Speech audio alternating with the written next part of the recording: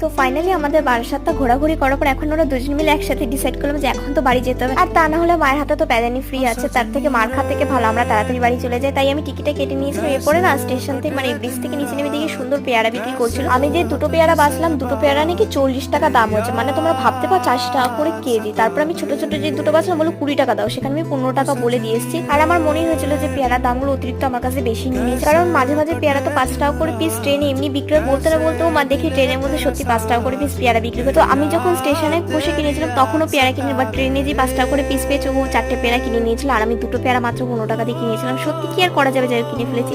তার মধ্যে দেখি ট্রেনের মধ্যে কি দারুণ করে মানে ঘুগনি বিক্রি করছে, এটা না আমি কোনোদিন দেখিনি, ফার্স্ট টাইম দেখলাম। তোমরা কারা কারা দেখে অবশ্যই কমেন্ট করে বলো। আর ঘুগনিটা দেখে না আমার খুব খেতে ইচ্ছে করছিল, বাট একটা স্টেশন ছিল বলে আমি কিনতে পারলাম না। আর আজকে এই বগিটাতে না সব খাবারই ছিল, এমন কোনো খাবার ছিল না যে নেই। আর সবসময় তো গজালা কাকুর কথা ছিল, তাই উনি চলে আসলো। আর আমি ট্রেন থেকে স্টেশনে নেমে গেছি, এখন বাড়ি যাবো। তো দেখো